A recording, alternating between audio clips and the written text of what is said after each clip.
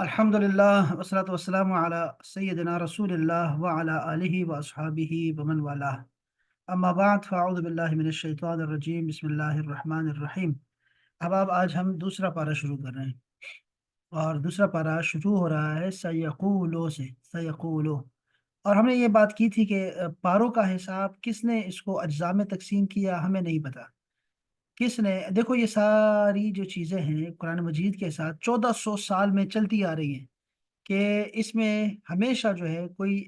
अच्छी बात ऐड कर दी गई है जो मुसलमानों के लिए आसानी का बायस हो और उनके लिए फ़ायदा हो, जिसमें कुरान मजीद में हमेशा मुहक्किकीन ने, गवर्नरों ने, हुक्मरानों ने भी और उलमा ने भी इसमें जो है वो, या टेक्निकली कोई बंदा जो बड़ा टेक्निकली फील्ड का हो, कुरान मजीद के साथ उसने हमेशा इसकी खिदमत की है और कुरान मजीद को आसान से आसान तर बनाया हुआ है। ठीक है, हालांकि बिल्कुल नया काम होता है, लेकिन पहले हम कह चुके हैं इस बात को कि नया काम जिसको बिदअत कहते हैं वो हर वक्त बुरा नहीं होता। जैसे ये है अज्जा तकसीम कर देना,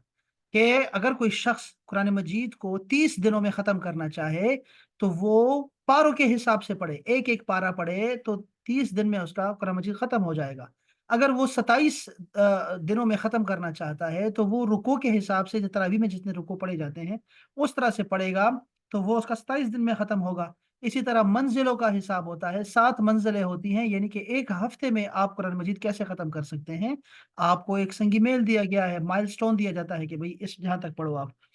इसी तरह हमने कहा था कि कुरान मजीद पहले लिखा हुआ भी नहीं था, अबू बकर सिद्दीक़ ने इसको जमा किया, फिर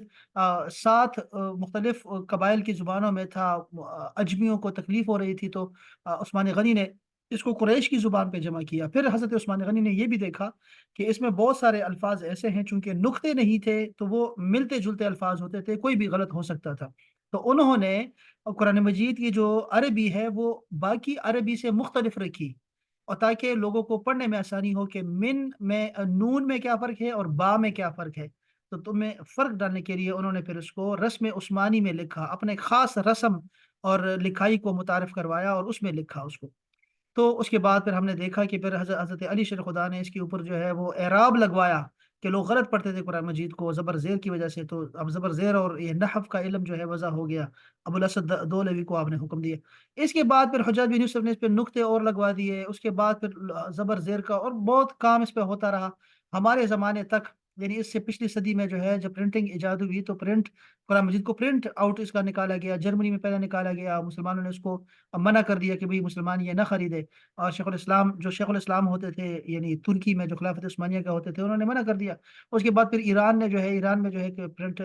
निकला और प्रिंटर, और उसके बाद कुरान मजीद को प्रिंट किया गया बाकायदा से, लोगों ने पढ़ना भी शुरू कर दिया, लोगों ने कबूल किया उसको, हालाँकि बिल्कुल नया काम था। इसके बाद अब कुरान मजीद खुशबूदार आ रहे हैं, खुशबूदार कुरान मजीद आपको मिलते हैं हमेशा, और आप देखते हैं कि आपको जब कुरान मजीद खोलते हैं तो आपको खुशबू आती है बड़ी ज़बरदस्त किस्म की। इसके बाद आप ये भी देख सकते हैं कि आपको कुरान मजीद जो है तजवीद के लिए रंगों में मिलता है। कुरान मजीद को अब रूल्स पढ़ाने के लिए नहीं होते, बल्कि पहले पारे पे लिख दिया जाता है कि पिंक कलर जो है, यहाँ पर आपने आवाज़ को नाक में लेके जाना है, तो गुन्ना करते हैं वहाँ पर। ये है ये जो ग्रीन कलर में है, इस पे यहाँ कलकला करना है, यानी कि यहाँ पर आपने अपने एक झटका देना है। इस तरह के रूल्स जो होते हैं वो रंगों के ज़रिए से सिखाते हैं। तो ये बिल्कुल नया काम है, लेकिन इसमें आसानी है लोगों के लिए। इसी तरह कुरान मजीद जो हमारा पाकिस्तान में कुरान मजीद है, ये मुख्तलिफ है अरब की कुरान मजीद से। इसमें रुकू वगैरह होते हैं, यहाँ पे और बहुत सारे रुमूज़ होते हैं, रम्ज़ यानी कि अलामतें होती हैं कि ये त्वा है, यहाँ रुकना है, जीम है, रुको ना रुको, ज़ा है, इसको चलते रहा करो, और बहुत सारे अलामात होती है। चूँकि गैर अरब लोग को नहीं पता चलता कि जुमला कहाँ मुकम्मल हो रहा है, मैंने साँस कहाँ लेनी है, तो वो सारा कुछ आपको सिखाते हैं इसके ज़रिए से। तो अरब में ऐसी चीज़ों का एहतमाम नहीं करना पड़ता, वो अलग से सिस्टम लेके चल रहे हैं। लेकिन कुरान मजीद वही है, उसमें कोई ज़बर-ज़ेर का कोई भी फ़र्क नहीं है, एक हर्फ़ का भी कोई फ़र्क नहीं आया, ज़बर-ज़ेर का भी फ़र्क नहीं आया हुआ, ठीक है जी? तो बताने का ये मकसद था कि अल्हम्दुलिल्लाह हमने एक पारा मुकम्मल किया, यानी कि हमने इसको 30 हिस्से किए हैं और एक हिस्सा मुकम्मल किया। हमने इसको समझा है बाकायदा से, यानी सिर्फ़ हम इसके पे ऐसे गो थ्रू नहीं हुए, बल्कि हमने समझा है कि अल्लाह ताला जो है वो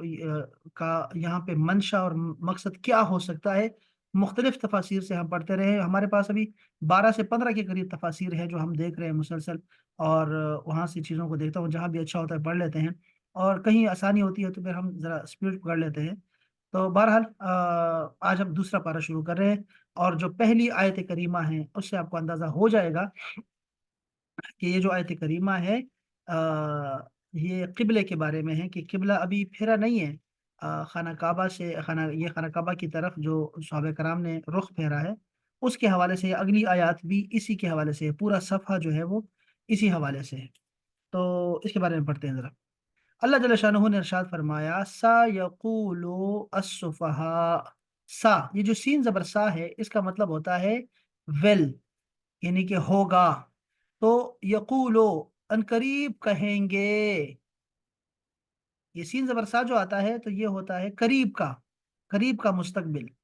اور جو صوفہ آتا ہے وہ دور کا مستقبل ہوتا ہے، لیکن قرآن مجید میں دونوں کو، سین اور صوفہ دونوں قریب کے لیے استعمال ہوتے ہیں۔ ان قریب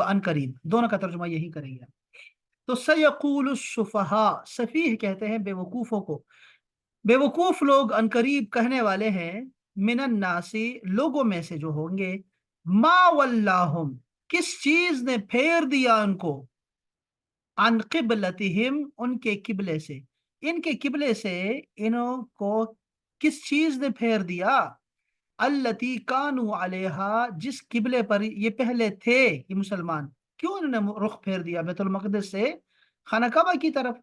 یہ بے وقوف ہوں گے جو یہ سوال کریں گے۔ یہ دیکھیں، سوال کرنے والے بے وقوف ہوں گے، ایسا سوال کرنے والے، اللہ اللہ، ابھی پتہ نہیں کہ کیوں۔ قل، آپ فرما دیجئے اے میرے حبیب، للہ، اللہ کے لیے ہے، المشرق والمغرب، مشرق بھی اور مغرب بھی۔ یہاں مشرق کو بھی واحد لے کے آیا ہوا ہے اور مغرب کو بھی واحد بیان کیا گیا ہے۔ تو یعنی ایک سورج کے نکلنے کی جگہ کو مشرق کہتے ہیں، مغرب جہاں پہ سورج غروب ہوتا ہے۔ لیکن آگے آپ دیکھیں گے قرآن مجید میں کہ دو مشرق کا ذکر بھی ہے، دو مغربوں کا ذکر ہے، اور پھر مشارق کا ذکر ہے اور مغارب کا ذکر ہے۔ تو یہ اللہ پاک نے ہمیں پورے زمین کے بارے میں بتایا ہوا ہے کہ کہیں پہ مشرق ایک ہوتا ہے، کہیں پہ دو ہوتے ہیں، اور کہیں پہ مسلسل ہر گھنٹے میں چینج ہو رہے ہوتے ہیں اور مسلسل بدل بھی رہے ہیں ہمارے پاس۔ یہدی، وہ ہدایت دیتا ہے، من یشاء، جس کو وہ چاہتا ہے، الی صراط مستقیم، سیدھے راستے کی طرف، جسے وہ چاہتا ہے نا صرف اسی کو وہ ہدایت دیتا ہے۔ یہ ہے آیت کریمہ، اور اس کا ذرا اوپر سے دیکھیں، ذرا غور کریں کہ اس قبلے کے بارے میں سوال کرنے والے بے وقوف ہیں، اور وہ سوال کریں گے بھی آپ سے۔ یہ سوال کرنا بھی جو ہے ان کا، یہ بھی بڑی گستاخی ہے ان کی، اور یہ گمراہی کی علامت ہے کہ رسول پر اعتراض کریں کہ کیوں۔ اور وہ جو لوگ تھے جنہوں نے نماز کے اندر، سوال تو دور کی بات، انہوں نے سوچا بھی کچھ نہیں، اور نماز کے اندر ہی انہوں نے رخ پھیر دیا۔ کیوں؟ کیونکہ رسول اللہ رخ پھیر چکے تھے۔ جب وہ پھیر رہے ہیں تو سب کی طرف سب نے پھیر دیا کہ ہم تو نمازیں آپ کو دیکھ کے ہی پڑھ رہے ہیں، نماز تو ہم نے آپ کو دیکھ کے ہی سیکھی ہے، اللہ کی عبادت کرنا، کہ یہ سجدہ ہے، یہ رکوع ہے، یہ تحیات ہے، یہ قیام ہے، یہ تکبیر ہے، ہم نے آپ کو دیکھ کے سیکھا ہے۔ آپ اس طرف رخ کریں گے تو یہ قبلہ، آپ اس طرف رخ کریں گے تو یہ قبلہ۔ ہم سب کو پتا ہے کہ اللہ نے وحی کر کے آپ کو حکم دیا ہوگا، کیونکہ وما ينطق عن الهوى ان هو الا وحی یوحى، آپ نے کبھی کوئی بات بھی نہیں، مذاق میں بھی آپ نے کوئی بات اپنی طرف سے نہیں کی، وہ ساری کی ساری وحی ہوتی ہے۔ رسول اس سے مبرہ ہوتا ہے، مذاق کرنے سے، مذاق نہیں کرتا کبھی۔ اس آیت کریمہ کے شان نزول کے بارے میں مفسرین کا ایک قول تو یہ ہے کہ یہ آیت یہودیوں کے بارے میں نازل ہوئی، کہ وہ بے وقوف سوال کرنے والے ہیں کہ بیت المقدس کی جگہ خانہ کعبہ کو کیوں قبلہ بنایا گیا ہے۔ اس کا جواب آگے آگے آگے آئے گا بھی صحیح۔ تو اس پر انہوں نے اعتراض کیا کہ کیونکہ یہ انہیں تبدیلی ناگوار تھی۔ ان کا سوال بنتا تھا بھی، ناگوار، یہ بھی ایک بڑا اچھا لفظ انہوں نے استعمال کیا، اور میں آپ کو پچھلے دنوں میں بتاتا رہا کہ شریعت پہ عمل کرنا بڑا آسان ہے، لیکن اپنی طبیعت کو شریعت کے مطابق ڈھالنا یہ بڑا مشکل کام ہے۔ یہ ایک بات، طبیعت شریعت طبیعت، یہ بس یہ آپ نے ذرا نا اس کو ذرا غور کرنا ہے اس پہ کہ مسلمان۔ اچھا جی، تو ہم کیا بات کر رہے تھے کہ مسلمان جو ہے، مسلمان کا لفظ ہی اس چیز پر دلالت کرتا ہے کہ ہم لوگوں نے سر تسلیم خم کر دیا ہے اللہ رسول کے سامنے۔ بس اب اللہ رسول جو فرمائے گا ہم نے اس کے سامنے ناگواری والی صورت نہیں بنانی۔ یہ بات بڑی، ہم اس پہ بہت تفصیل سے بات کر چکے ہیں۔ طبیعت کو کلچر سمجھ لیں آپ، میں نے کلچر کے ذریعے سے آپ کو بس سمجھایا تھا کہ کلچر ہمارا جو ہے وہ کبھی کبھی ہماری شریعتوں پہ غالب آ جاتا ہے، اور بلکہ زیادہ غالب آتا ہے جب ویسے تو یہ غالب نہیں آ سکتا جب دونوں ساتھ ساتھ چل رہے ہوتے ہیں، مسلمان اور ایک پاکستانی میں کوئی فرق نہیں ہوتا، لیکن جہاں پہ پاکستانی کی طبیعتیں اور کلچر آپ کا اسلام سے ٹکراؤ آتا ہے، تو پھر یہ اسلام کو چھوڑ دیتے ہیں اور طبیعتوں کو لے لیتے ہیں، کلچروں کو لے لیتے ہیں، اور پھر اپنے خاندان کو لے لیتے ہیں۔ یہ ایک عجیب سا رولا ہے۔ تو یہ یہودیت ہے نا کو ناگوار گزرا، کہ کیوں ناگوار؟ ناگوار دین میں ناگواری نہیں ہے۔ رسول اللہ نے جو فرمایا، اللہ پاک نے فرمایا، آگے قرآن مجید میں آئے گا، فلا وربک لا یؤمنون حتی، ایک آیت کریمہ بھی آگے آگے آئے گی انشاءاللہ تعالیٰ، کہ اللہ پاک نے فرمایا کہ مجھے تیرے رب کی قسم اے میرے حبیب، کہ اس وقت تک یہ مومن نہیں ہو سکتے جب تک یہ آپ کو فیصلہ کرنے والا نہ بنائے، پھر آپ کا فیصلہ جب ہو چکے تو اس کے بعد اپنے دل میں کوئی تنگی محسوس نہ کرے۔ دل کی تنگی بھی کفر کی علامت ہے، کہ رسول اللہ نے ایک بات فرمائی ہے، ان کا حکم موجود ہے، ان کی سنت موجود ہے، اور پھر بندہ کہے نہیں یار یہ کیسی بات ہو گئی، اب یہ ہماری دل نہیں کرتا، دل نہیں مانتا، میرا دل نہیں مانتا، تو آپ سمجھ جائیں کہ آپ کا دل ابھی تک مسلمان نہیں ہوا، مومن ایمان کی جو ہے نا کمال کو نہیں پہنچا آپ کا ایمان۔ تو ناگوار گزرا بھائی، ناگوار نہیں گزرنا چاہیے کوئی بھی اسلام کا حکم، ناگوار نہیں گزرنا چاہیے آپ کو۔ اپنے دل میں دعا کریں اللہ تعالیٰ سے، ہمیشہ دعا کریں کہ اللہ میرے دل کو پھیر دے اپنی طرف، اپنے شریعت کے مطابق کر دے، اپنے حکم کے مطابق کر دے، اپنے رسول کی سنت کے مطابق کر دے۔ یہ ایک بہت بڑی بات ہے۔ تو یہاں ایک بات تو یہ ہے کہ یہودی ہیں، ہمیشہ اعتراض کرتے رہیں گے، ان کا کام ہی یہ ہے اعتراض کرنا، ایک تو یہ بات ہے۔ تو ایک بہت بڑا ان کو ملنے والا ہے، ایک پوائنٹ ملنے والا ہے، کہ جب مسلمان قبلہ پھیریں گے تو یہ اعتراض کریں گے، یہ اعتراض کرتے ہی ان کا کام ہی یہ ہے، رسول کے اندر جو ہے یہ کمیاں تلاش کرتے رہتے ہیں۔ تو یہ کہیں گے کہ یہ مسلمان کتنے بے وقوف ہیں، یہ مسلمانوں کو بے وقوف کہیں گے، اگرچہ یہ خود بے وقوف ہوں گے۔ دوسرا قول یہ ہے کہ یہ آیت مکہ کے مشرکین کے بارے میں نازل ہوئی، کہ جب قبلہ تبدیل ہوا تو انہوں نے آپس میں کہا کہ محمد علیہ الصلوۃ والسلام نے اپنے دین کے بارے میں تردد کا شکار ہیں، تردد کا یعنی شکوک و شبہات کا شکار ہیں، اور ابھی تک ان کے دل میں اپنی ولادت گاہ یعنی مکہ مکرمہ کا اشتیاق موجود ہے۔ لازم بات ہے، یعنی یہ مدینہ منورہ میں آ گئے تھے نا رسول پاک، لہٰذا جب انہوں نے چونکہ 17 جو ہے نا وہ 17 مہینے تقریباً نماز پڑھ چکے تھے مدینہ منورہ میں، اس کے بعد یہ حکم آنے والا ہے، تو لہٰذا جب انہوں نے تمہارے شہر کی طرف توجہ کر لی ہے تو ہو سکتا ہے وہ تمہارے دین کی طرف بھی لوٹ آئیں۔ وہ پریشان ہوں گے کہ یہ کیا ہو رہا ہے، کہ کعبہ کی محبت ابھی تک ہے دلوں میں، تو یہ تو تھا بھی، آگے آگے بات آئے گی اس حوالے سے۔ لہٰذا جب انہوں نے تمہارے شریعت، ٹھیک ہے۔ تیسرا قول بھی موجود ہے کہ یہ آیت منافقوں کے بارے میں نازل ہوئی، کیونکہ انہوں نے اسلام کا مذاق اڑاتے ہوئے قبلہ کی تبدیلی پر اعتراض کیا تھا۔ منافقین کے بارے میں ہے، چونکہ مدینہ منورہ میں مشرکین نہیں تھے بلکہ وہاں منافقین تھے، وہاں یہودی ہیں، وہاں عیسائی ہیں، لیکن مشرکین نہیں ملیں گے آپ کو، تو یہ منافقین ہیں اصل میں وہاں پر، جو کہ اعتراض کریں گے کہ یہ کیا چکر ہے یار، یہ ایک طرف یہاں نماز پڑھ رہے ہیں تو پھر اس کے بعد یہاں رخ پھیر دیا بالکل ہی۔ چوتھا قول بھی ہے کہ یہ آیت مشرکین، منافقین اور یہودوں تینوں کے بارے میں ہے، کیونکہ قبلہ کی تبدیلی پر طعنہ تشنیع کرنے والے سب برابر تھے۔ اس آیت مبارکہ میں غیب کی خبر بھی ہے، کہ پہلے سے فرما دیا گیا کہ بے وقوف اور جاہل لوگ قبلہ کی تبدیلی پر اعتراض کریں گے۔ غیب کی خبر میں نے پہلے بتا دیا تھا کہ غیب کی خبر ہی تو نبی دینے آتا ہے، نبی کا مطلب ہی یہی ہے کہ غیب کی خبر ہے، اس کا کوئی اور مطلب ہی نہیں ہے سرے سے، نبی کا لفظ ہی،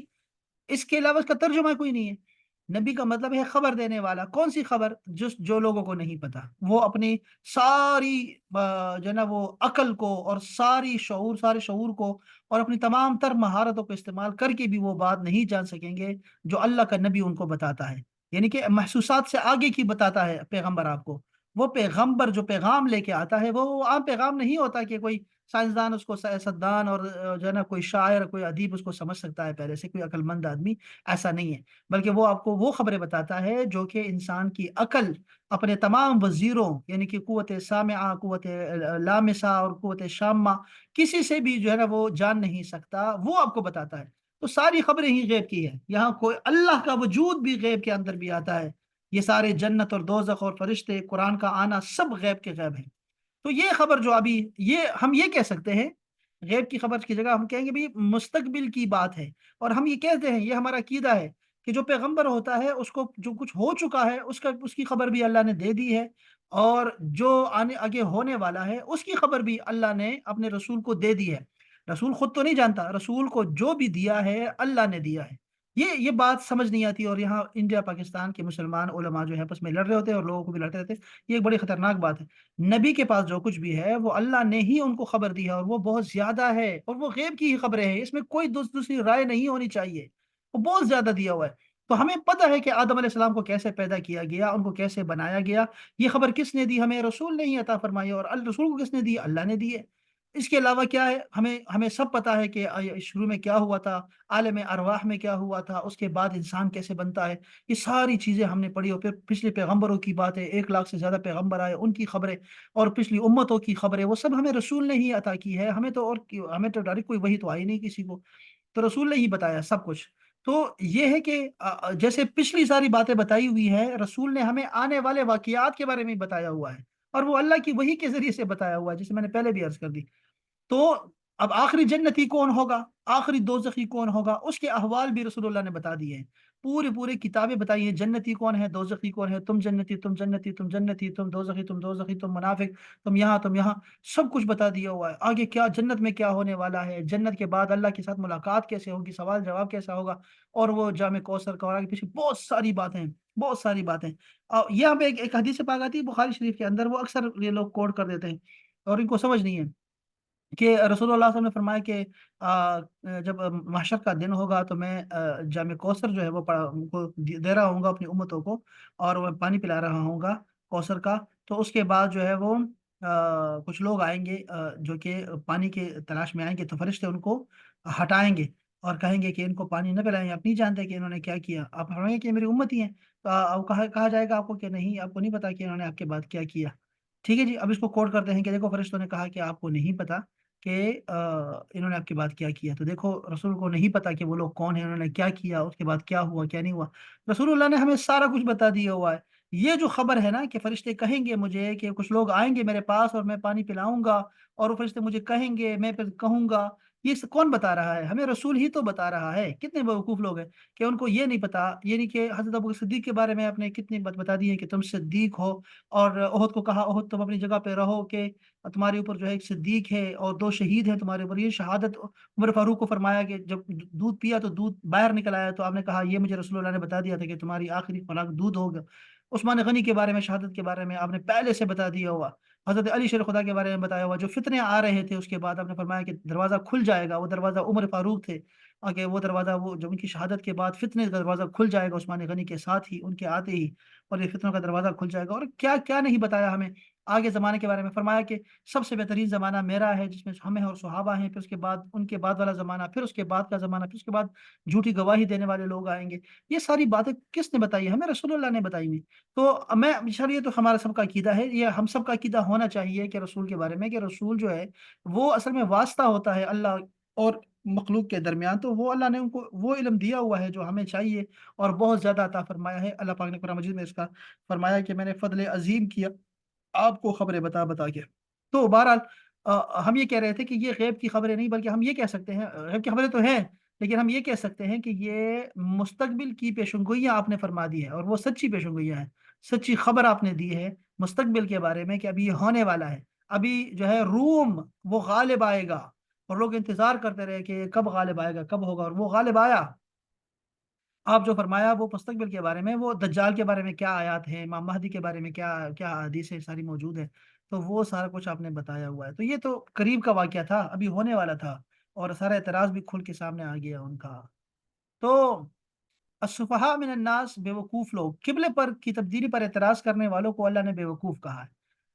وہ ایک واضح بات پر اعتراض کر رہے تھے، کیونکہ سابقہ انبیاء کرام نے نبی آخر الزماں کے خصائص یعنی خصوصیات میں آپ کا لقب ایک رکھا ہے، ذو القبلتین، 2 قبلوں والا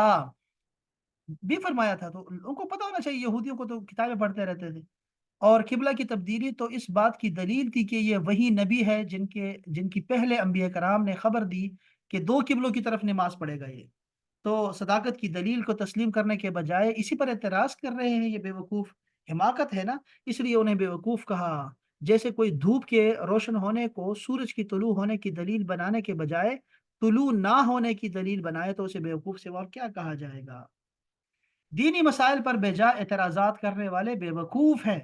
اس آیت میں بیت المقدس کے بعد خانہ کعبہ کو قبلہ بنائے جانے پر اعتراض کرنے والوں کو بے وقوف کہا گیا۔ اس سے معلوم ہوا کہ جو شخص دینی مسائل کی حکمتیں نہ سمجھ سکے اور ان پر بے جا اعتراض کرے وہ احمق اور بے وقوف ہیں، اگرچہ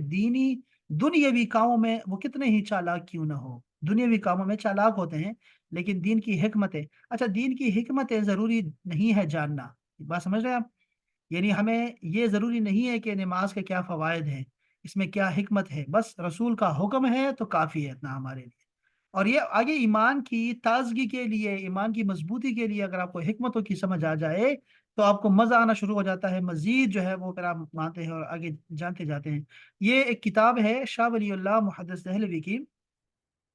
اور ان کی کتاب ہے، اس کا نام ہے حجت اللہ البالغہ۔ حجت اللہ البالغہ اردو میں بھی آپ کو مل جاتی ہے، بڑی خوبصورت کتابیں ہیں، 2 جلدوں میں ہیں، اور وہ بڑی زبردست کتاب ہے۔ اس میں جو دینی احکام ہے اس کی حکمتیں بیان کی گئی ہیں۔ بڑی مشکل کتاب تو نہیں ہے، آسان کتاب ہے انشاءاللہ تعالیٰ، لیکن کسی نے پڑھنی ہو تو وہ آپ پڑھ سکتے ہیں دین کی اس کے علاوہ بھی، اس کے بعد اس کی آسانی بھی آئی ہوئی ہے اور کتابیں بھی آ گئی ہیں اس پہ۔ تو بہرحال ہمیں حکمتیں نہ بھی پتہ ہو نا، جیسے ہم سے اگر کوئی سوال کرے کہ سور کیوں حرام ہے، تو اس کا جواب دینے کے بجائے کہ وہ بے غیرت ہوتا ہے اور وہ گند کھاتا ہے اور وہ ایسے کرتا ہے وہ ویسے کرتا ہے، اس سے انسان یہ ہو جاتا ہے اور اس میں چربی بہت ہے اور بہت ساری باتیں، یہ باتیں بعد میں ہیں کرنے والی۔ ہم سور کیوں نہیں کھاتے؟ ہمیں اپنے رسول نے منع کیا ہوا ہے بس، اس میں اللہ نے ہمیں ہمارا امتحان لینا مقصود ہے اللہ تعالیٰ کو، تو ہم نہیں کھائیں گے، بس بس کہہ دیا نا، تو وہ ہمارے لیے نہیں اچھا ہوگا۔ اللہ تعالیٰ نے کبھی بھی اپنے بندوں کے لیے کوئی تنگی نہیں چاہی، اور نہ ہی کوئی جو ہے نا کوئی سختی چاہی ہے، اور نہ ہی کوئی جو ہے وہ ان کے لیے کوئی بری چیز جو ہے، یا ان کے لیے کوئی مفید چیز کو منع کیا ہو، کبھی ویسا نہیں ہوا۔ بلکہ شراب حرام ہے تو شراب کے نقائص ہیں، اس کے اندر اس کی مصیبتیں ہیں، اس کے ضرر ہیں، نقصانات ہیں، وہ بات کی باتیں ہیں، لیکن ہم لوگ اللہ کے کہنے پر ہم مان رہے ہیں کہ ہم نے منع ہو جانا ہے، بس ہم مسلمان ہیں، اللہ کی مانتے ہیں، یہ رول ہے، بس بس ختم۔ اچھا، آج کل بھی ایسے بیوقوفوں کی کمی نہیں ہے، چنانچہ موجودہ دور میں بھی مسلمان کہلا کر شراب، سود، پردے، حیا، اسلامی نظام وراثت اور حدود اسلام پر اعتراض کرنے والے موجود ہیں، اور ایسے افراد قرآن مجید کے حکم کے مطابق بیوقوف ہیں۔ آپ حیران ہو جائیں گے کہ یہ فیمنسٹ وغیرہ بھی ایسے ہوتے ہیں، اور بہت سارے ایسے لوگ ہیں جو لبرل بننے کی کوشش کرتے ہیں، جو ماڈرن بننے کی کوشش کرتے ہیں۔ علماء میں بھی ایسے لوگ ہیں جو ماڈرن بننے کی کوشش کرتے ہوتے ہیں اور لوگوں کو بڑا نرم دکھانے کے لیے اسلام کے جو ہے نا وہ اصل احکامات کو، رسول اللہ کی سنتوں کو جو ہے وہ اس کی جو ہے نا وہ تعویل کرتے ہوتے ہیں اور چیزوں کو دوسری طرف لے کے جاتے ہیں۔ تو ایسا نہیں ہونا چاہیے، اور بلکہ ہمیں جو ہے وہ رسول اللہ کا جو بھی ان کا حکم ہے وہ تمام زمانوں کے لیے ہے، قیامت تک کے زمانوں کے لیے ہے، اور تمام زمینوں کے لیے، تمام ملکوں کے لیے، تمام بر اعظموں کے لیے، بلکہ اگر اس دنیا کے بعد مریخ پہ ہم رہیں گے تو مریخ کا بھی یہ حال ہوگا، وہاں بھی رسول اللہ کا حکم چلے گا، یہی حکم چلے گا جو یہاں پر ہے۔ تو اس کا مطلب یہ نہیں ہے کہ ہم جو ہے وہ اس پہ اعتراض کرنا شروع کر دیں کہ اسلامی نظام وراثت ٹھیک نہیں ہے، یا 4 شادیوں کا حکم ٹھیک نہیں ہے، یہ کیوں ہے، یہ کیوں آیا ہے، یہ بیٹی کو ہم کیوں حصہ دیں بھائی، ہم اپنی بہن کو کیوں حصہ دیں، اور اس کا کیسے بنتا ہے، اور ماں باپ کو اتنا کیوں جو ہے نا وہ توقیر دی گئی ہے، اتنی عزت کیوں دی گئی ہے کہ ماں کے قدموں کے نیچے جنت کیوں رکھی گئی ہے، اور ایسے اعتراضات کرنے کی کوئی تک نہیں بنتی۔ مسلمان نے جب سر جھکا دیا ہے اللہ کے حکم کے سامنے، تو اب وہ اعتراض نہیں کر سکتا، اب وہ مانے گا، چیزوں کو مانے گا، اور جیسے فرمایا ہے، جیسے سنت ہے اس کو کرنے کی صحیح کرے گا، کوشش کرے گا۔ ایک چیز ہوتی ہے سنت عادیہ۔ سنت عادیہ جو ہوتی ہے، رسول اللہ کی سنتیں ایسی سنتیں ہیں جس کو کلچر سے تعبیر کر کے بہت سارے لوگ جو ہیں وہ سنتوں سے محروم رہ جاتے ہیں، سنتوں پہ عمل سے محروم رہ جاتے ہیں۔ تو آپ دیکھتے ہوں گے کہ اکثر جو ہے وہ رسول اللہ کے لباس کو، آپ کی شخصیت کو، آپ کے جو شمائل ہیں، آپ کا جو لباس ہو، آپ کی خوراک ہو، یا کچھ عادات ایسی ہیں اس کو مخصوص کر دیں گے، عرب کے ساتھ مخصوص کر دیتے ہیں، اور اس سے جو ہے وہ کہتے ہیں نہیں بھائی ہمارے یہاں پر یہ نہیں چلتا، ہمارے انڈیا میں یہ نہیں چلے گا، ہمارے ملک میں یہ نہیں چلے گا۔ یہ انتہائی محرومی کی علامت ہے، اور اللہ تعالیٰ جو ہے وہ ایسے ایسے لوگوں میں ہمیں شامل نہ کرے کہ ہم لوگ ماڈرن بننے کے چکروں میں اور اپنے کلچر کو فوقیت دیں شریعت کے اوپر۔ بس سنت ہے تو سنت ہی فیشن ہے، یہ فیشن کا بھی ایک، ہاں فیشن کا بھی ایک بڑا اس میں ایک ایلیمنٹ داخل ہے کہ رسول اللہ صلی اللہ علیہ وسلم نے جو کچھ فرمایا خواتین کے لیے یا پھر مردوں کے لیے فرمایا، وہی فیشن ہونا چاہیے مسلمانوں کا، اور وہی غالب ہوتا رہتا ہے، یہ فیشن کا سرکل چلتا رہتا ہے۔ یعنی آج ایک چیز جو ہے وہ فیشن میں شامل ہوتی ہے، کل وہ فیشن میں شامل نہیں ہوتی، لیکن پرسوں دوبارہ سے وہی فیشن دوبارہ لوٹ کے آتا ہے۔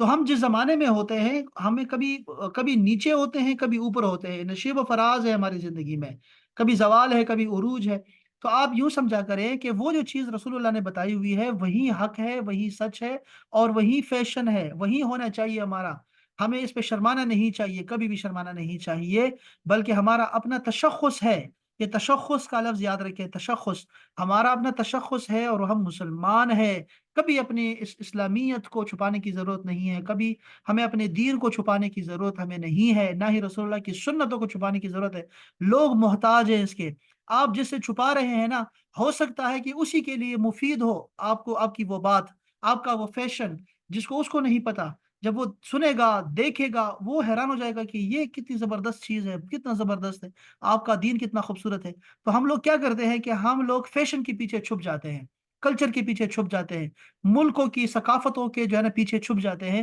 اور اپنا تشخص جو ہے وہ کھو دیتے ہیں، اپنی پہچان ہی ہم کھو دیتے ہیں۔ یہ انتہائی خطرناک ہے جو اس وقت ہو رہا ہے، دنیا جب گلوبل ولیج بن رہی ہے اور ہم لوگ جو ہے وہ ہمارے جو ہے نا سارا سارا کچھ مکس اپ ہو رہا ہے۔ ہمیں اپنا تشخص قائم رکھنا ہے بس۔ یعنی ہم سب سے پہلے مسلمان ہیں، اس کے بعد پاکستانی ہیں، اس کے بعد ہم پنجابی ہیں، اس کے بعد ہم پٹھان ہیں، وہ بعد کی باتیں ہیں، ہماری بہت ساری پہچانیں ہیں ہم، لیکن ہم لوگ مسلمان ہیں، اپنے تشخص کو قائم رکھیں۔ ہاں، اس میں ایک اور بھی چیز ہے، آپ کو اتنا برا بھی نہیں دکھنا چاہیے کہ آپ بالکل الٹ کر رہے ہوں، جبکہ آپ کو پتا ہو کہ اسلام میں فلیکسیبلٹی ہے، فلیکسیبل ہے اسلام۔ تو جہاں تک اسلام کی چادر ہے، جہاں تک حدود ہے، اللہ پاک نے بار بار فرمایا حدود حدود حدود۔ آپ حدود اسلام جو یعنی حدود، وہ حدود نہیں جو سزا ہوتی ہے وہ، بلکہ حد یعنی باؤنڈریز جو ہیں، آپ وہاں تک جا سکتے ہیں، جہاں تک چادر جاتی ہے آپ وہاں تک جائیں نا ان کے ساتھ یار۔ یعنی جو چیز منع نہیں ہے چیزوں میں، آپ اس کی کیوں لوگوں کو منع کرتے ہیں؟ یعنی آپ خود کو ماڈرن رکھیں، خوبصورت رکھیں، لوگوں کے ساتھ رکھیں۔ ایسا نہیں ہے کہ آپ بالکل ہی جو ہے نا بالکل الگ تلگ دکھائی دیں آپ، اور لوگ گاڑی میں پھر رہے ہوں تو آپ اونٹ لے کے پھر رہے ہوں لندن کے سڑکوں پہ۔ تو ایسا نہیں کہ بھئی یہ سنت ہے، بھئی آپ کو کس نے منع کیا کہ گاڑی میں نہ بیٹھے؟ آپ پجیرو میں نہ بیٹھے، آپ لینڈ کروزر میں نہ بیٹھے، آپ رینج روور میں نہ بیٹھے؟ کس نے منع کیا؟ خوبصورت زیور پہنے آپ، خوبصورت کپڑے پہنے آپ، کس نے منع کیا آپ کو؟ جب اسلام نے منع نہیں کیا تو آپ کے لیے وہ فیشن ہے نا۔ رسول اللہ کا منع نہ کرنا یہ آپ کا دین بن جاتا ہے، یعنی کس چیز کو، جس چیز پہ رسول اللہ نے خاموشی اختیار فرمائی یا آپ کو منع نہیں کیا، آپ کیوں اپنا جو ہے ایک لوگوں کا جو ہے وہ سپوائل کرتے ہوتے ہیں، لوگوں کی خوشی کو یا ایک گیدرنگ کو کیوں سپوائل کر دیتے ہیں، ایک عجیب سی جو ہے وہ کراہیت والی شکل دکھا کے، اسلام کا ایک غلط چہرہ دکھا کے؟ آپ خود کو خوبصورت رکھیں، اور آپ اللہ تعالیٰ کی نعمتوں کو دکھائیں، جہاں تک آپ کو اسلام اجازت دیتا ہے اس کو اپنائیں۔ یہ بھی ایک بہت بڑی مصیبت ہے ہمارے ہاں، سمجھ ہی نہیں آتی ہم لوگوں کو۔ اسی طرح حجاب کا بھی مسئلہ ہے، اس طرح نقاب کا مسئلہ بھی ہے، اسی طرح یہ جو خوشبو کا مسئلہ ہے، اور یہ سارے بہت سارے مسائل ہیں جس کو ہم وقتاً فوقتاً بتاتے رہے ہیں، اور یہ چیزوں ہم اس پہ کافی بولتے رہے ہیں اس حوالے سے کہ ہمیں کہاں تک ہمیں اجازت ہے۔ تو جہاں تک اجازت ہے، اگر آپ کے معاشرے میں لوگ وہاں تک ہیں تو آپ وہاں تک جائیں، ان کے ساتھ آپ جا سکتے ہیں، بالکل جائیں وہاں تک۔ اب میوزک ہے، جیسے ہم میوزک پہ بات کرتے ہوتے ہیں، تو میوزک کو بالکل ہی حرام کر دینا یہ آپ کے اسلام میں نہیں ہے۔ اسلام میں میوزک موجود ہے، لوگوں کو بتائیں نا ذرا کہ قرآن میں کتنا ترنم ہے، کتنا ترنم ہے، اس میں کتنے خوبصورتی ہے، اس کے قافیہ میں، ردیف میں کتنا مزیدار ہے یہ قرآن مجید۔ ذرا سنائیں لوگوں کو کہ کتنا ترنم ہے اس میں، لوگوں کو بتائیں زبور کیسے نازل ہوئی، زبور میں کیا تھا، لوگ بتائیں رسول اللہ کیسے میوزک کو سنا کرتے تھے باقاعدہ طور پہ۔ ایسے نہیں ہے کہ وہ چلتے چلتے سن لیا میوزک کو، نہیں، باقاعدہ سے بیٹھ کے آپ نے دف بجوایا، اور دف کو سنا آپ نے، عید کے دن بھی سنا آپ نے، نعتیں سنی بچیوں سے، بنی نجار کے بچیوں سے نعتیں سنی، دف کے ساتھ لگے ہوئے ہیں، دف موجود ہے تو دف کے ساتھ سن رہے ہیں آپ۔ تو آپ کیوں لوگوں کو بالکل ہی منع کر دیں گے؟ تصویر کے معاملے کو دیکھ لیں آپ، ویڈیوز کے مسئلے کو دیکھ لیں آپ، جہاں تک اسلام آپ کو اجازت دیتا ہے وہاں تک ان کے ساتھ چلے۔ یہ دین ہمارا قابل عمل رہنا ہے قیامت تک کے لیے۔ اگر آپ اس کو روک دیں گے نا تو یہ اصل میں آپ قرآن مجید کی صحیح تعریف ہی نہیں کر رہے، صحیح ترجمہ ہی نہیں کر رہے، آپ کو پتہ ہی نہیں لگا، آپ نے کسی کو فالو ہی نہیں کیا جو آپ کو جدت سمجھائے اسلام کے اندر، کہ میں نے پرانی شراب کو نئے جام میں دینا ہے آپ کو۔ جام چینج ہو سکتا ہے، کبھی مٹی کا پیالہ ہوگا، کبھی سونے کا ہوگا، کبھی چاندی کا، کبھی کیسے ہوگا، اب چینج، اس کی شکلیں چینج ہوتی رہیں گی، لیکن شراب وہی ہوگی جو کہ رسول نے پلائی ہے صحابہ کرام کو، وہیں درس ہوگا، وہیں تعلیمات ہوں گی، اس کے کپڑے چینج ہوتے رہیں گے، اور ہر ضروری نہیں ہے کہ آپ کو ہر طرح سے ایک ہی طرح کا حکم چلے گا، افریقہ کے لیے بھی اور آپ کے یہاں پر پاکستان کے لیے بھی آپ دیکھیں کہ دونوں کا حکم موجود ہوگا، جہاں پر ان دونوں کا سنگم ہوتا ہے وہیں تو آپ کی جگہ ہے، تو آپ لوگوں کو لے کے چلنے والے بنے اور زمانے کو لے کے چلیں، اور ساتھ میں جو ہے پھر آپ نے جگہوں کو بھی ساتھ لے کے چلیں، سارے کلچرز کو ساتھ لے کے چلیں، تو آپ مختلف کپڑے دیکھیں گے مسلمانوں کے، ہر ملک میں اپنے کپڑے ہوتے ہیں، کوئی اعتراض نہیں کرتا کہ کیوں پہنے، کیونکہ وہ کلچر بھی ہوتا ہے، وہی اسلام بھی ہوتا ہے، اسلام میں کوئی کپڑے نہیں ہے، اسلام کے اسلامی کوئی یونیفارم تو نہیں ہے، اسلام میں تو یہ ہے کہ سطر کو چھپانا ہے، آپ نے صدر کو چھپانا ہے، اب اس کو مختلف طریقے ہوتے ہیں، لوگ عجیب عجیب قسم کے کپڑے پہنتے ہیں، ہمارے لیے بڑے عجیب ہوتے ہیں، لیکن وہ ان کا کلچر ہوتا ہے اور وہ بڑے خوبصورت دکھائی دیتے ہیں، یعنی عید کے دن ہمارے افریقی دوست ہوتے ہیں، وہ جب آتے ہیں تو ایسا لگتا تھا یار انہیں کوئی بینر وغیرہ پہنا ہوا ہے، بینر ایسا لگتا تھا چادر پہن کے آ گئے یہ کیسے کپڑے ہیں، لیکن وہ اتنا خوش ہو رہے ہوتے ہیں وہ پہن کے، اور بڑے وہ دکھاتے ہیں جیسے ہم لوگ ٹو پیس پہن کے ایسے بڑے جو نا اترائے ہوئے پھرتے ہوں گے، ہم نے آج بڑا کاٹن پہنا ہوا ہے، آج بڑا کلف لگایا ہوا ہے ہم نے، تو ایسے لگتا ہوتا ہے، ایسے ہی وہ اتراتے ہیں اس پہ، تو وہ اچھا لگتا ہے ان کے ساتھ، جب اسلام اجازت دے رہا ہے تو آپ بھی جانے دو، اس طرح سارے مسائل ہیں، پھر تصویر کا مسئلہ بھی ہے، اور پھر اس طرح کے آپ میں نے میوزک کا بھی بتایا، کتے کا وہ بڑے مسائل ہم ذکر کرتے رہے، اور بہت سارے مسائل ہیں، جو کہ یہ تو میں بڑے مسائل بتا رہا ہوں، جو چھوٹے چھوٹے مسائل بھی ہے نا، اس میں بھی ہم لوگوں کو اپنا تشخص قائم رکھیں، لیکن اس کا مطلب یہ نہیں ہے کہ آپ بالکل یہ الگ تلگ دکھائی دیں، 100 بندہ ایک طرح کا ہے اور آپ جو ہے بالکل الگ سے بندے ہیں، اور آپ کہیں بھئی یہ تو میں نہیں کروں گا، یہ تو اسلام کی اجازت نہیں دیتا، نہیں نہیں رسول اللہ نے نہیں کیا، رسول اللہ نے نہیں کیا، اس کا یہ مطلب ہے کہ آپ کے لیے جائز ہے، جب تک انہوں نے منع نہیں کیا آپ کو، رسول اللہ نے آپ کو منع نہیں کیا، تو آپ ضرور اس کو استعمال کر سکتے ہیں، ان چیزوں کو لے کے چلے، یہ بہت اہم بات ہے، یہ ہمارا دین کا اصول ہے، یہ ان چیزوں کو سمجھنا چاہیے، مباح ایک لفظ ہوتا ہے، مباح کا لفظ، تو مباح کو آپ سمجھیں، وہ آپ کو فلیکسیبل رہنے میں بہت مدد دیتا ہے، ایک سنت ہے نا، رسول اللہ کی سنت میں ایک تقسیم ہے اندر، کہ کون سی سنت ہے، یہ سنت کے اندر تقسیم ہوتی ہے، اور پھر سنت کو چھوڑ کے ایک چیز ہوتی ہے مباح، تو آپ نے وہ مباح کو سمجھنا ہے کہ وہ کیا ہے، اس کے اوپر اچھائی میں مستحب ہوتا ہے ہمارے پاس، اور برائی میں مکروہ ہوتا ہے، مکروہ، تو اگر کوئی چیز مکروہ بھی ہے، آپ دیکھیں کہ مکروہ کا مطلب حرام نہیں ہوتا، یہی تو تقسیم ہمیں فائدہ دیتی ہے، اور یہی تو علماء کرام ہے جو کہ اسلام کو قابل عمل بناتے رہیں گے قیامت تک لے کے چلنے والے، جو کہ دین کو سمجھنے والے ہیں، دین کی ٹوٹلٹی کو سمجھنے والے ہیں، ایک آیت کو نہیں، ایک حدیث کو دیکھ کر نہیں، بلکہ وہ دین کے مزاج بھی سمجھتے ہیں، قرآن و حدیث اور فقہ اور ساری چیزوں پر ان کا عبور ہوتا ہے، اور وہ عقلی طور پر بھی پورے ہوتے ہیں، اور پھر وہ سارے مشاورت سے کرتے ہوتے ہیں، تو اسی میں خیر ہوتی ہے امت کی، تو وہ آپ کو بتائیں گے کہ کیسے دین پہ عمل کرنا ہے آپ لوگوں نے، یہ انتہائی اہم بات ہے، اللہ کرے کہ آپ کو یہ بات سمجھ آ گئی ہو، اور میں اللہ کرے کہ میں اس میں سچا بھی ہوں، اور اس میں جو ہے نا وہ صحیح بھی ہوں، درست بھی ہوں،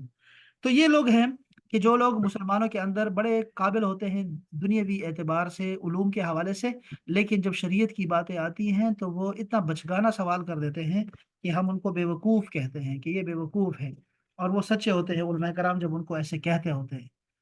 ابھی جیسے مدارس پہ بہت سارے اعتراضات کرتے ہوتے ہیں، لیکن یونیورسٹیز کی طرف ان کا دھیان نہیں جاتا، اور وہ بڑے ہی بیوقوف ہیں، ان کی نظریں بڑی چھوٹی ہوتی ہیں، ان کو نہ ماضی کا پتہ ہے کہ کب ہم نے یہ یونیورسٹیز کالجز ہم نے سٹارٹ کی ہیں، اور یہ کب سے شروع ہوا ہے، اور اسلام کا نظام کب سے شروع ہے، اور اس میں کیا خوبصورتی ہے، وہ چیزیں چھوڑ کے ہم لوگ مغرب کو دیکھے دیکھیے سوالات کرنا شروع کر دیتے ہیں، جیسے وہ کہتے ہیں ہم بھی وہی سوالات شروع کر دیں گے، تو ایسے ہی بن جائیں گے جیسے وہ بن گئے تھے، انہوں نے بھی اپنے دین کا کباڑا کر دیا، کہ انہوں نے دین کو گرجے کے اندر محدود کر دیا، ہم لوگ چاہتے ہیں کہ دین کو مسجد کے اندر محدود کر دیں، یہ ابھی اسی کی کوشش چل رہی ہے، مسلسل یہی کوششیں چل رہی ہے، آپ شعراء کو سن لیں تو وہ بھی علماء کے خلاف ہوں گے، دین کے خلاف باتیں کر رہے ہوں گے سوشل میڈیا پہ، آپ کسی ڈبیٹ کو دیکھ لیں، کالجز میں دیکھ لیں، آپ علماء کو اتنے سارے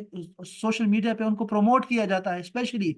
اور وہ ایسے لوگ ہیں کہ وہ دین کا رنگ بدلنے والے ہیں، باقاعدہ سے دین کو گنجا کرنے والے لوگ ہیں، تو بس اللہ تعالیٰ بچائے، بہت سارے فتنے ہیں، اللہ تعالیٰ خیر فرمائے ہمارے اولاد کی، ہماری نسل کی، ہماری ایمان کی بھی، خاتمہ بالایمان ہو، اس کی دعا ہمیشہ کیا کریں، جب بھی آپ دعا کیا کریں نا، کوئی نیک کام کر کے دعا کرے، ہم نے پڑھا تھا نا کہ حضرت ابراہیم علیہ السلام خانہ کعبہ کی دیوار اٹھا رہے تھے اور دعائیں کر رہے تھے، تو کوئی بھی نیک کام کرے آپ دعائیں کرتے رہیں، سفر میں ہیں تو دعا کیا کریں، بیمار ہوں تو دعا کیا کریں، کوئی ظلم آپ پہ ہو جائے دعا کیا کریں، یہ ساری دعائیں قبول ہوتی ہیں، تو اس کے لیے کوئی نیک عمل کی ضرورت بھی نہیں ہے آپ کو دعا کرنے کے لیے،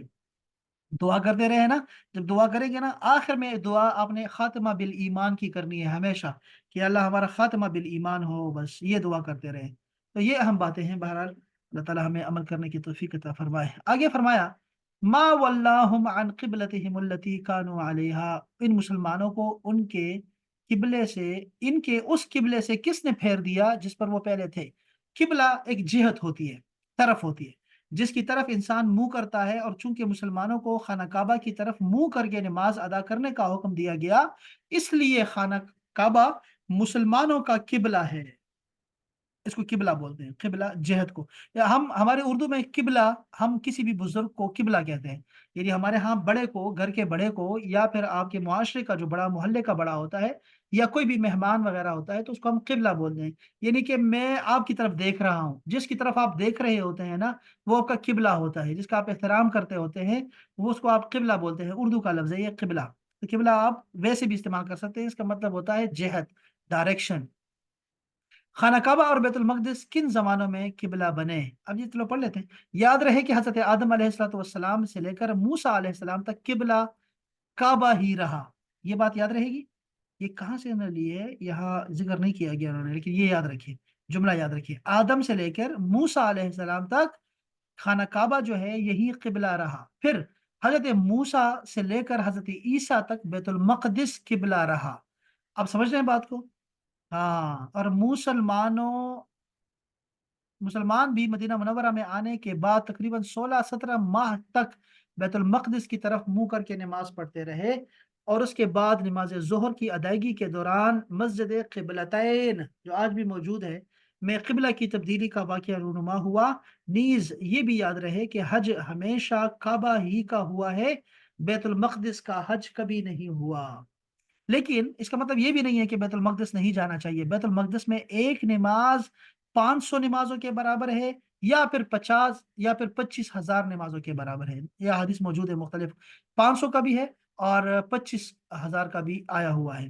کہ وہاں پر ایک نماز اتنے کے برابر ہے. پھر بیت المقدس کی اللہ پاک نے بہت تعریف کی ہے قرآن مجید میں. بارکنا حولہ، یہ جو معراج کا واقعہ بیان کیا، تو آپ نے، اللہ پاک نے فرمایا ایک ہی آیت میں کہ میں نے مسجد اقصیٰ کے ارد گرد بہت برکتیں رکھی ہیں. وہاں ابراہیم علیہ السلام کا پورا خاندان مدفون ہے. وہاں انبیاء کرام کی جو ہے وہ ان کے مزارات ہیں، ان کے مقابر ہیں، وہاں پر ان کے قدموں کی جگہ ہے. آپ کو پتہ ہے نا کہ ایک قدم ابراہیم علیہ السلام کا خانہ کعبہ کے اندر رکھا ہوا ہے نا. وہ جو قدم ہے ان کے، قدم شریف ہے، جس کو مقام ابراہیم کہتے ہیں. آپ یوں سمجھے کہ عیسیٰ علیہ السلام، زکریا علیہ السلام، عمران علیہ السلام، سلیمان علیہ السلام، داود علیہ السلام، اپنا موسیٰ علیہ السلام، یوسف علیہ السلام، یعقوب علیہ السلام، اسحاق علیہ السلام، سب کے سب مسجد جو ہے نا وہ مسجد اقصیٰ کے آس پاس رہے ہیں. یعنی ان کے گھر وہاں تھے، یہی ان کی جگہ تھی نا. بہت سارے پیغمبر، اس کے علاوہ بھی کتنے پیغمبر ہیں، یہ تو ہمیں جو پتا ہے جن کے نام ہمیں آتے ہیں. تو اللہ پاک نے فرمایا میں نے بڑی برکتیں رکھی ہیں. ان کے قدم ہیں، ان کا بچپنا وہاں پر ہے، ان کے معجزات ہیں وہاں پر. اور یہ سارے پیغمبروں کو معراج کی رات پر جمع کیا. یہ بھی دیکھو نا، سارے پیغمبر وہاں آئے ہیں، وہاں نمازیں پڑھی ہیں. تو ایسا نہیں ہے. میں تو کہتا رہتا ہوں یورپ والوں کو کہ گرین پاسپورٹ میں ایک یہ خوبی ہے کہ ہم لوگوں نے ایک احتجاج کیا ہے اسرائیل کے خلاف، اور ہم اسرائیل کو تب تک نہیں مانیں گے جب تک وہ فلسطین کو اس کا حق نہیں دیتے اور ان کا جائز مقام نہیں دیتے، تب تک ہم نہیں مانیں گے. یہ ہمارا سٹینڈ ہے بابا قائد اعظم کا، اور وہ چلتا رہے گا. یہ پاکستان بننے سے پہلے بھی ان کا سٹینڈ تھا، اور اس کے بعد جب یہ اسرائیل کی جو گورنمنٹ ہے یہ بنی ہے اور ان کا قیام ہوا ہے، اس کے بعد بھی ایک ہی ہمارا موقف رہا ہے، اور یہ آج تک چلا آ رہا ہے. اور اسی پہ ہمارا یعنی ہم لوگ اس یہی سٹینڈ لے کے کھڑے ہوئے ہیں. لیکن میں کہتا رہتا ہوں کہ یہ مسجد، یہ جو ہماری ہے نا، یہ جو ہمارا پاسپورٹ ہے، یہ ہمیں روک دیتا ہے بیت المقدس کی زیارت سے. اب میں اتنا قریب گیا، مصر میں رہا، 5 سال رہا، اور میں بیت المقدس سے مجھے محبت کبھی نہیں ہوئی تھی اتنی. جب میں اتنا قریب پہنچا تو اتنی حرارت آئی وہاں سے کہ نہ پوچھیں، اتنی حرارت آئی. وہاں مصر جا کے نا، جیسے یہاں پر ہم پاکستان میں ہوتے ہیں تو ہم نماز پڑھتے ہیں، مغرب کی طرف نماز پڑھتے ہیں. جہاں سورج غروب ہو رہا ہے وہاں نماز اس کی طرف نماز پڑھتے ہیں. اب مصر میں تھے تو ہم لوگ مشرق کی طرف نماز پڑھتے تھے. بالکل الٹ آ گئے ہم لوگ، بالکل الٹ.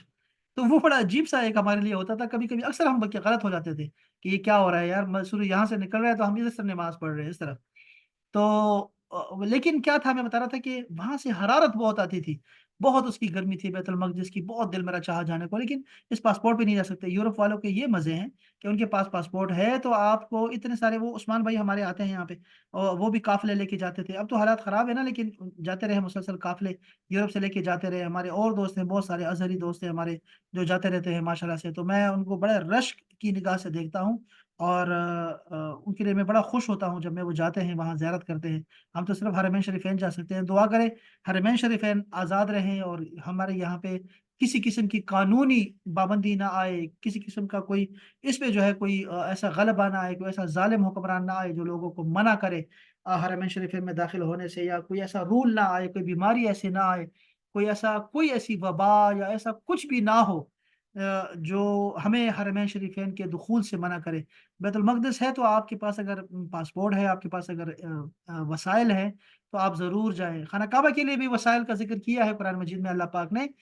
فرض کیا ہے ان لوگوں پہ جن کے پاس وسائل ہیں، تو آپ کو بھی وسائل کا ہونا یہ جائز ہے نا، تو ٹھیک ہے، یہ تو آپ کا عام حکم ہے۔ ایک آپ کی محبت ہونی چاہیے کہ میرے پاس وسائل نہیں ہے لیکن میں توکل علی اللہ کر کے میں نکل پڑتا ہوں، اللہ وسائل بنا دے گا میرے، تو جانے پہنچتے تھے وہ لوگ۔ تو آپ بھی ایسے ہمیشہ وسائل کو دیکھ کر بھی اور نہ دیکھ کر بھی آپ چلیں، توکل باللہ کر کے آپ نکلیں اور سیر کریں، زمین کی سیر کریں، اور یہ جگہ دیکھیں جہاں پہ پیغمبر رہے ہیں اور انہوں نے ان کی قومیں رہی ہیں وہاں پر، اور معجزات رونما ہوئے ہیں، ضرور جائیں، وہاں کی برکتیں سمیٹیں۔ تو یہاں یہ ہے کہ حج خانہ کعبہ کا ہوا ہے، طواف خانہ کعبہ کا ہوا ہے، اور خانہ کعبہ کا طواف ہی جو ہے ہمیں فرشتوں کے ساتھ ملاتا ہے، اور کسی چیز کا طواف کرنا ضروری بھی نہیں ہے، اور نہ ہی ہے کسی چیز کا طواف شریعت میں۔ آپ نے ہمیشہ خانہ کعبہ کا طواف کیا ہے، بیت المقدس کا طواف نہیں ہوا، کبھی بھی نہیں ہوا۔ آپ نے فرمایا، اللہ تعالیٰ نے فرمایا کہ ان کو فرما دو کہ مشرق اور مغرب جو ہے سب اللہ کے لیے ہے۔ قبلہ پر اعتراض کرنے والے تمام لوگوں کا ایک ہی جواب دیا کہ انہیں کہہ دو یار کہ مشرق اور مغرب سب اللہ کے ہیں، یہ ایک جواب تھا اعتراض کرنے والوں کو، کہ مشرق اور مغرب سب اللہ کے ہیں نا، یہ بلکہ صرف مشرق اور مغرب نہیں، شمال اور جنوب بھی اللہ تعالیٰ کے ہیں، اسی کے اختیار ہے کہ جسے وہ قبلہ بنائے، جس طرف چاہے وہ ہمیں حکم دے ہم اس طرف پھیر لیں گے، اس کسی کو اعتراض کرنے کا حق ہی نہیں ہے۔ بندے کا کام ہے فرما برداری کرنا، سر تسلیم خم رکھنا، گویا فرمایا کہ اے حبیب آپ فرما دو کہ ہم مشرق اور مغرب کے پجاری نہیں ہیں، سمتوں پر اڑے رہے، بلکہ ہم تو اپنے رب عز و جل کی عبادت کرنے والے ہیں، وہ جدھر منہ کرنے کا حکم ہمیں دے گا ہم ادھر ہی منہ کر کے نماز پڑھتے گے اور پڑھتے رہیں گے۔ یہ بات یہاں تک ہم نے جو ہے وہ پڑھی اور سمجھی ہے۔ اللہ تعالیٰ ہم سب کو جو ہے وہ اس پہ عمل کرنے کی توفیق عطا فرمائے، اور اللہ کرے کہ میں نے جو کچھ سمجھانا چاہ رہا تھا، اللہ کرے کہ آپ کو چیزوں کو سمجھ آ گئی ہو، اور ہمیں یہ آیت جو ہم نے پڑھی ہے، اللہ کرے کہ اس کا وہ معنی ہمیں سمجھ آ گیا ہو جو اللہ اور اس کے رسول کا منشا ہے اور ان کا مقصد تھا، اللہ کرے کہ ہمیں وہ سمجھ آ گیا ہو اس تفسیر کے توسط سے۔ اس میں کوئی سوال ہے آپ کے ذہن میں، یا کوئی بات آپ کے ذہن میں آتی ہے، کوئی اچھا سا کوئی اچھی بات آپ کے ذہن میں ہے؟ جی رمضان بھائی۔ جی علامہ صاحب، میں یہی کہنا چاہ رہا تھا جو آپ نے بات کی ہے اس کے بارے میں نا کہ اچھا پہننے کے بارے میں، اچھی سواری رکھنے کے بارے میں، تو یہ حضور صلی اللہ علیہ وسلم نے سنت بھی ہے کہ حضور صلی اللہ علیہ وسلم نے صحابی کو دیکھا ہے جو کہ بڑے برے اس میں کپڑوں میں پھرتے رہتے تھے، اور پھر حالانکہ وہ اچھے پیسے والے تھے، تو پھر حضور صلی اللہ علیہ وسلم نے فرمایا کہ بھائی جب آپ کو اللہ پاک نے وسائل دیے ہوں تو آپ اچھا پہنیں، اچھی سواری رکھیں۔ آہ، تو وہ حساب سے کہا گیا، تو یہ کرنا چاہیے، اچھی چیز ہے جی، لیکن بعض لوگ وہ چیز پہ وہ نہیں کرتے، لیکن یہ ضروری ہے، کر لینا چاہیے تو اچھی بات ہے، اس طرح اچھی آپ پہنیں، اچھا دیکھیں، اچھا وہ کریں تو بڑے ضروری بہت ہے۔ بالکل ایسا ہی ہے، بہت پیاری بات کی اس میں۔ دیکھیں ایک تو وہ آیت کریمہ ہے نا، وَأَمَّا بِنِعْمَةِ رَبِّكَ فَحَدِّثْ، جو اللہ تعالیٰ نے آپ کو نعمت دی ہے اللہ تعالیٰ اس کو دیکھنا چاہتا ہے، اور رسول اللہ نے بھی یہ فرمایا کہ کیا ہم اچھا نہ پہنے، اچھا نہ کریں؟ آپ نے فرمایا بالکل اللہ چاہتا ہے آپ کو دیکھنا، بندے کو چاہتا ہے ایسے دیکھنا کہ جو اس پہ نعمتیں ہیں وہ اللہ تعالیٰ دیکھنا چاہتا ہے، اللہ کو یہ اچھا لگتا ہے کہ جو نعمتیں ہوں وہ دکھائی دیں بندے پر، ٹھیک ہے۔ اس میں ایک اور خرابی ہے نا، اس میں ایک اور خرابی یہ نکل آتی ہے لوگوں کے اندر، یعنی چیزوں کے اندر نا نیت کا فرق ہوتا ہے، عمل کے اندر نیت کا فرق ہوتا ہے، اسی لیے دین کے اعمال کا دار و مدار نیتوں پر رکھا گیا ہے کہ آپ جب لباس فاخرہ پہنتے ہیں، اچھا لباس پہنتے ہیں، آپ کو وہ ممتاز کر دیتا ہے، لوگوں سے منفرد کر دیتا ہے، تو اس میں آپ کے اندر ایک بڑائی آتی ہے، تکبر آتا ہے آپ کے اندر، اور ایک نخوت پیدا ہوتی ہے جس سے کتراتے ہوئے اکثر مسلمان جو ہے وہ اچھا نہیں پہنتے۔ یہ بھی ایک ہے نا کہ وہ اپنے تقوی اور یہ تصوف کا جو لفظ ہے نا، صوفی، یہ صوف کا لباس جو ہوتا تھا یہ گرمی سردی میں پہنتے ہیں، اور یہ یعنی فقیروں کی ایک طرح کا لباس ہوتا ہے کہ آپ نا خود کو دکھاتے ہیں کہ فقیر ہیں اور کوئی بڑائی نہیں چاہتے آپ لوگ، تو اس وجہ سے بھی لوگ جو ہیں ان چیزوں سے رہ جاتے ہیں۔ لیکن یہ ایک ملکہ ہے جو آپ کے انسان کے اندر پیدا ہو سکتا ہے کہ وہ چاہے کچھ بھی پہنے، اچھا پہنے، اچھے سے اچھا پہنے، اس کے دل میں کبھی تکبر نہیں پیدا ہوتا، بلکہ وہ جب پہنتا ہے، جب کھاتا ہے، وہ یہی کہتا ہے کہ یہ مجھے اللہ کا دیا ہوا ہے، بسم اللہ، بسم اللہ، بسم اللہ سے شروع کرتا ہے، یعنی کہ ہر چیز میں قارون کی طرح نہیں کہتا کہ یہ میری محنت ہے، یہ میرا فارمولہ تھا، یہ میں نے کمایا ہے، یہ میری ساری جوانی اس پہ لگ گئی، خون پسینے کی کمائی۔ وہ ہمیشہ اللہ کا نام پہلے لیتا ہے کہ اللہ کا دیا ہوا، جی اللہ کا دیا ہوا ہے، تو اس کا جو نفس ہے نا، وہ ہمیشہ اس کا مغلوب رہتا ہے، کبھی اس کے اندر وہ فرعونیت نہیں پیدا ہوتی، نمرودیت پیدا نہیں ہوتی اس کے اندر۔ تو 12 لوگ اس سے گھبرا جاتے ہیں یا ڈرتے ہیں، اچھے لوگ جو ہوتے ہیں وہ گھبرا جاتے ہیں اور وہ خود کو ممتاز نہیں کرنا چاہتے ہوتے ہیں، لیکن ہم علماء کرام کو دیکھتے ہیں، علماء کرام کو اس پہ بہت طاقت حاصل ہے، وہ ہمیشہ اچھا لباس پہنتے ہیں، ہمیشہ خوشبو لگاتے ہیں، ہمیشہ جتنا وہ چاہتے ہوتے ہیں نا کہ اچھا دکھے، وہ محنت کرتے ہیں اس پہ علماء کرام، اور لوگوں کو دکھانے کے لیے کرتے ہوتے ہیں کہ لوگ بھی ایسے پہنے، کہ اچھے کپڑے پہنے، خوبصورت پہنے، خوشبو لگا کے نکلے، اور ساری سنتوں کو استعمال کرنے کے بعد، عمل کرنے کے بعد لوگوں کو دکھاتے ہیں خود کو، تو یہ اچھا طریقہ ہے ان کا، اور وہ کانفیڈنس ان کا بحال رہتا ہے کہ ہم اس پہ تکبر نہیں کریں گے اس پہ۔ یہ جو کپڑا کھینچنے کی ایک حدیث پاک ہے نا، کہ جس کا کپڑا جو ہے وہ گھٹنوں سے نیچے ہوا تو وہ جہنم میں ہے، تو وہ اس سے سیدنا صدیق اکبر نے پھر سوال کیا کہ میرا تو کپڑا اکثر لٹک جاتا ہے، آپ نے فرمایا تمہارے لیے نہیں ہے یہ، تمہارے لیے نہیں ہے، اور ایک اور صحابی بھی ہیں ان کا بھی ایسے ذکر آتا ہے، تو آپ کے لیے نہیں ہے، کیوں نہیں ہے؟ کیونکہ آپ لوگوں کے اندر وہ نیت ہی نہیں ہے، آپ کی نیت وہ نہیں ہے جو یہ لوگ کرتے ہوتے ہیں کپڑا کھینچنے کے وقت۔ کسی کے پاس تو ناف سے اوپر کا کپڑا نہیں ہے کہ وہ ناف بڑی مشکل سے چھپا لیتا ہے، گھٹنے بڑی مشکل سے چھپاتا ہے،